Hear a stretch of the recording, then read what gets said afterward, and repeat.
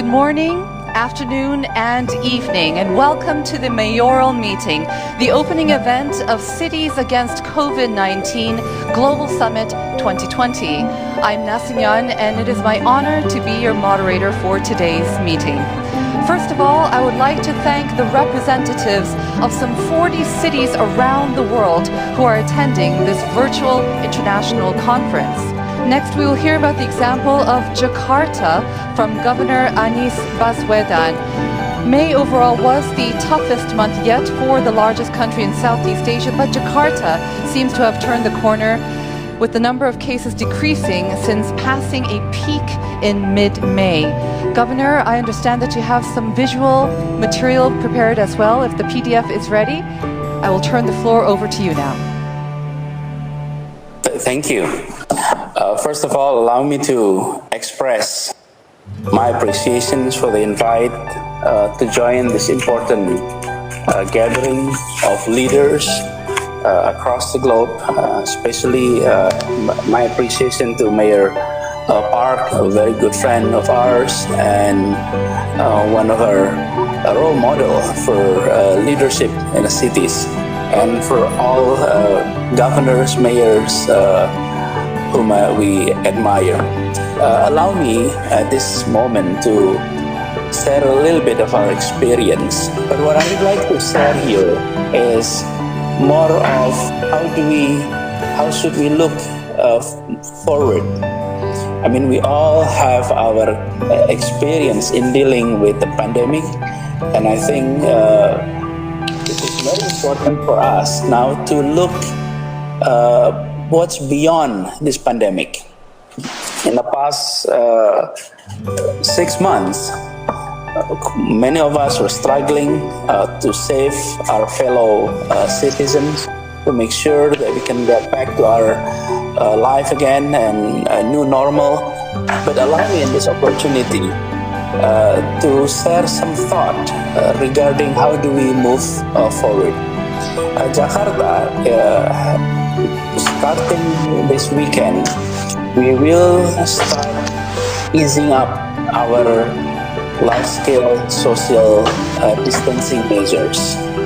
But what's also important, during this period of 3 months, we experience problems, but also we have experienced opportunities. The problems is at least two. Number one, we have health crisis. Number two, we have economic crisis. I think all of us experience that. But on the other hand, we experience a digital life breakthrough. And also, we experience a greener environment. This meeting could have been done a year ago, could have been done 6 months ago, but we didn't do it. We had conventional gathering of mayors in a certain area, in certain cities at certain times. But because of this pandemic, suddenly we started to see new opportunities. Digital life breakthrough and also greener environment. For us in Jakarta, air pollution is one of our challenge. And suddenly in the past 3 months, we experienced blue sky every day. And people started to realize, so this is what it feels when we have greener economy. This is what it feels when we have implemented sustainable economic development. So this crisis, the health crisis, the economic crisis, those are issues that we need to tackle, but also our populations is experiencing a transformations that we never expected a few months ago. So now, I think it's for all of us to start sharing new values about how we manage our cities.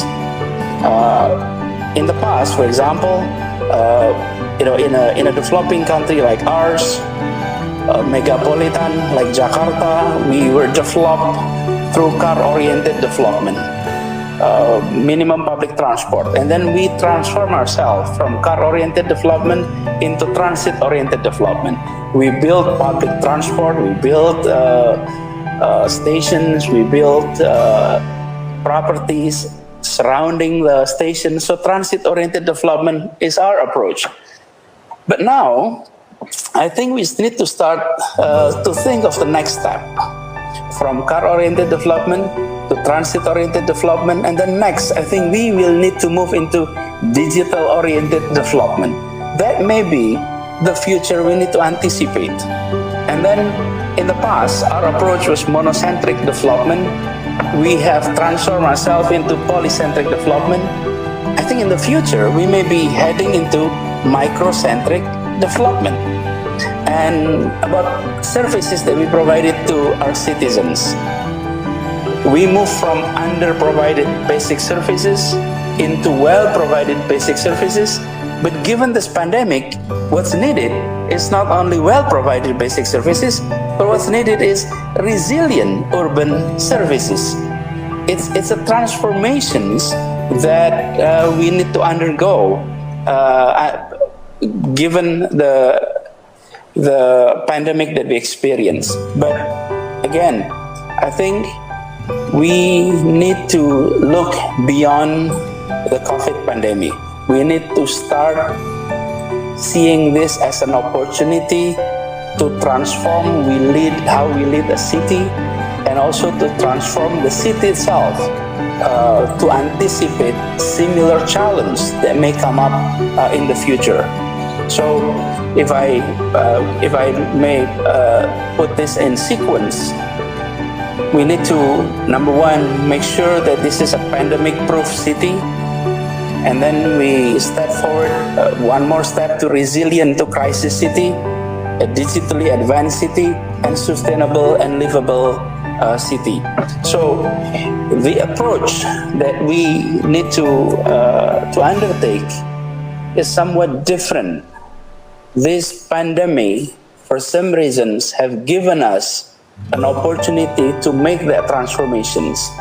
And the other aspect that I'd like to share, based on our experience in Jakarta, when we started to adopt large-scale social measures, that means restrictions of economic activity, restrictions to social and cultural activities. And because of that, we suffer loss of incomes to many of our populations. For those who have no savings, this is an issue. Of course, government provide support, government provide subsidies. However, we take this opportunity to introduce large-scale social solidarity programs. So on the one hand, we have social distancing measures being adopted, but on the other hand, we adopted a social solidarity program in a large scale. And the message is that I call for the business leaders in Jakarta. I don't call them to donate to our populations, but we call them for duty. And the message goes along this line. Jakarta has given us so much. Now Jakarta needs you. And our message is, let's pay back to our city. Let's give back what has been given to you from our city. So the calling is a calling for duty to give back to our cities. And we were overwhelmed by the response. Now we have charity organizations that we invited them to participate, to channel people that would like to contribute, to support our fellow citizens. What happened is, these charity organizations has reported to us that the number of donors have increased more than 220%, even though the amount of donations is much smaller than when it was 100% of donors. So the numbers of donors increased, but the amount of donations significantly reduced because of the economic crisis. But the message is this: social distancing doesn't mean distancing between people, distancing between the socioeconomic class, but it becomes a measure of building solidarity within the city. And I think this is something that we need to strengthen after we completed our approach in the next week. We would like to make sure that the solidarity we're building in the past 2-3 months is something that we can pave stronger to the future. So those are some of our experience. If I may summarize, this has been a crisis of health and crisis of economic, but also provided us with opportunity to transform our city, to transform our leadership, and we need to look toward the futures where digital-oriented development may be the way to the future. Microcentric development is perhaps the approach in spatial planning, and we need to move from simply providing basic services to our citizens. We need to move into resilient urban services that we provide to our citizens. And the last point is social distancing measures that is adopted in the large scale need to be paired with large-scale social solidarity. If that is able to be done, I think we will be seeing a better cities, stronger cities, not only for us who have experienced this pandemic, but also to all cities across the globe. Thank you very much. Thank you very much for sharing Jakarta's experience and also for summarizing your presentation. Thank you very much, Governor.